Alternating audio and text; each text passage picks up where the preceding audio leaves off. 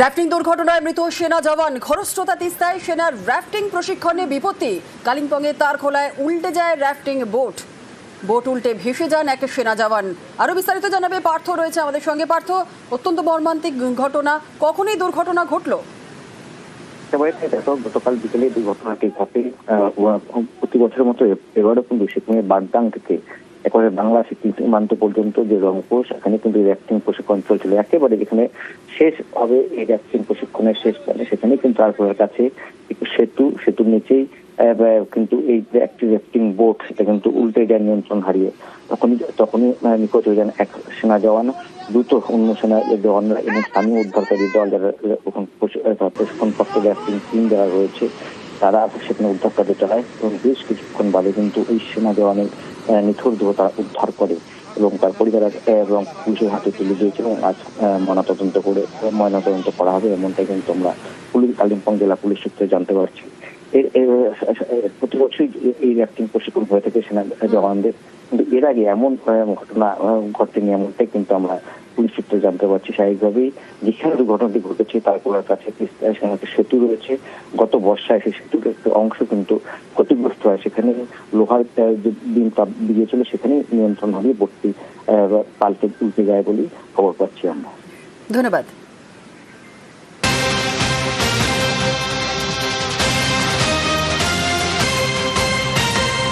ডোমজুড়ের রাঘবপুরে শিশুকে যৌন নির্যাতন, বহিরাগত শ্রমিকের বিরুদ্ধে অভিযোগ। প্রতিবাদের রাতে বিক্ষোভ স্থানীয়দের। আরো বিস্তারিত জানাবে দেবাশিস রয়েছে আমাদের সঙ্গে। দেবাশিস, দেখো, মূলত ডোমজুড় থানার অন্তর্গত রাঘবপুর ওই ঝালুয়ার বের এলাকায় সেখানে দীর্ঘদিন ধরে রাস্তা তৈরির কাজ চলছিল।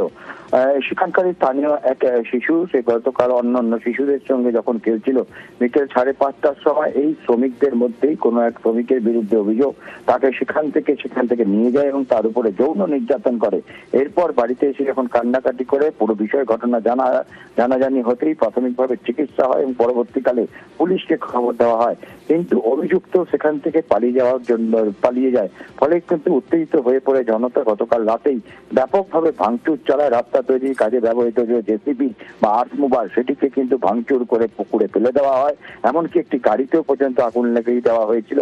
সেই গাড়ি কিন্তু ইতিমধ্যে উদ্ধার করে নিয়ে গেছে পুলিশ। তবে একাধিক শ্রমিক যারা ওই স্থানীয় স্কুলে তারা বসবাস করতেন কাজের জন্য, তাদেরকে ঘিরে বিক্ষোভ দেখানো হয়। কার্যত পুলিশ এবং র্যাব এসে তাদেরকে উদ্ধার করে। তবে অভিযুক্তের খোঁজে কিন্তু এখনো তল্লাশি চলছে। এই ঘটনার জেরে কিন্তু ব্যাপক উত্তেজনা রয়েছে ডোমজুড়ের রাঘবপুরে। ধন্যবাদ।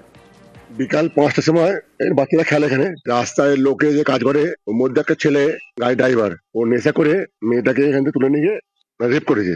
6 বছরের মেয়ে। এর জন্য রাত্রে আমরা সব ছিল, পুলিশ এলো, যে কন্ট্রাক্টর, তাকে আনা হয়েছিল। সে বলতে আমি খুঁজে পাইনি ওকে।